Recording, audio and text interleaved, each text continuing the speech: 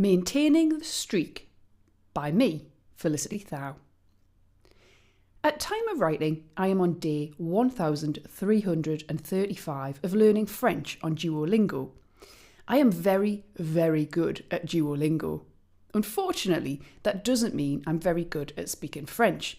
In fact, put me in front of a French speaker and I'll be asking them to slow down and perhaps even draw me a picture.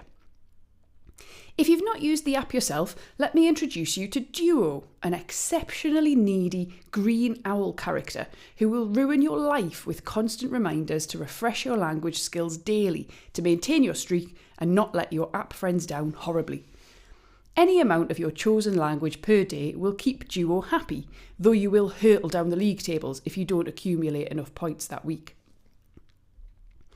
The modules do incorporate varied topics and test you on reading, speaking, listening and writing language skills, but unless you pay even more for Premium plus Duolingo, you have to figure out grammatical errors yourself because it won't tell you exactly why your incorrect answer was wrong.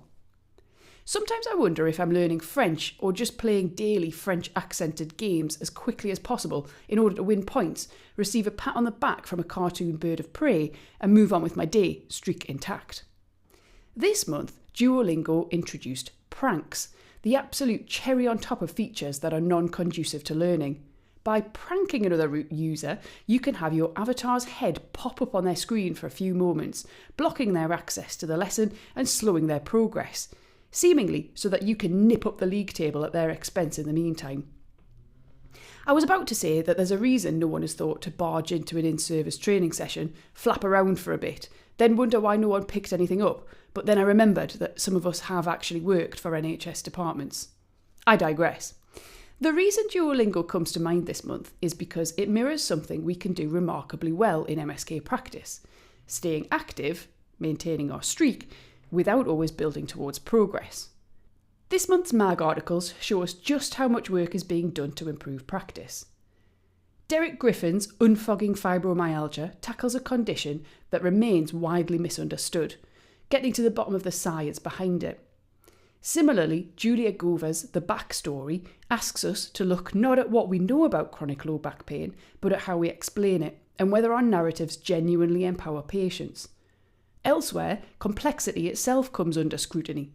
Fraser Philps' Shoulder Instability, It's All Getting a Bit Silly, highlights how an ever-expanding array of classification systems prove that more structure doesn't always mean more clarity. Tom Jacobs' ACL and PFP, Related Risk Factors, challenges us to think beyond neat diagnostic silos, showing how interconnected problems often share roots that are easy to miss.